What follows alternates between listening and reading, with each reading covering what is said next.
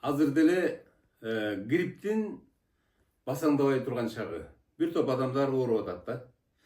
Мына ушул учурда өткөндө интернетте мындай суроо жүрүп атат. Иммунитетти көтөрүш үчүн эмне кылыш керек деген суроого бөлөк бирөө жооп берип атат.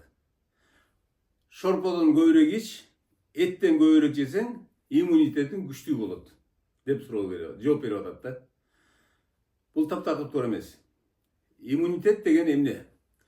Иммунитет деген биздин организмдин коргоочу системасы.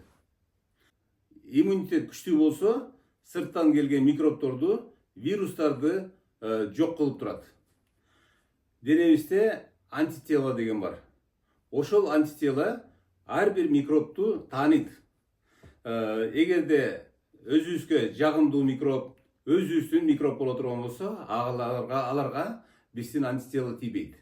Эгерде бөлөк тааныбаган микроб келе турган болсо, мына ошолорду биздин антителалар жеп жок кылып турат да.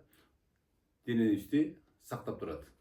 Иммунитет күчтүү болуш үчүн эмне кылышыбыз керек? Мен ошонун силерге 4 негизги шартын айтып берейин. Биринчи шарт бул болсо туура тамактанышыбыз керек.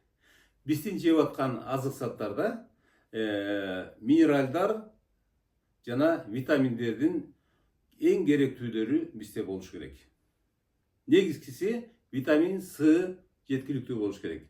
Витамин С эмнеде бар? Бул болсо лимондо, чеснокто, ит мурунда, алмада, мына ушуларда бар.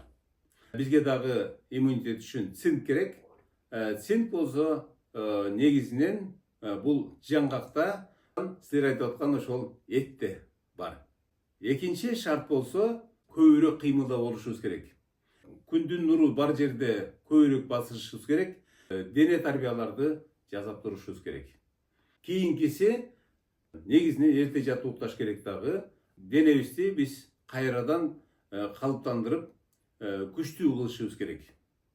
Төртүнчүсү болсо биз стресстен алыс болушубуз керек. Стресс болгон учурда биздин иммунитетти алысыратып, начарлатып дагы оорулардын, жугуштуу оорулардын бизге жабышып отуруп калышына жакшы шарт түзүп берип коюшу мүмкүн да. Өзүбүздүн жеке гигиенаны жакшы кармашыбыз керек. Ооруп аткан адамдарга жолобогонго аракет кылыш керек. Андан тышкары колду таза жууп, жаткан бөлмөнү 3-4 мүнөт желдетип, жана полдорду нымдап, жууп тазалап турсак, микробдор арылат. Ден соолукта болуңуздар.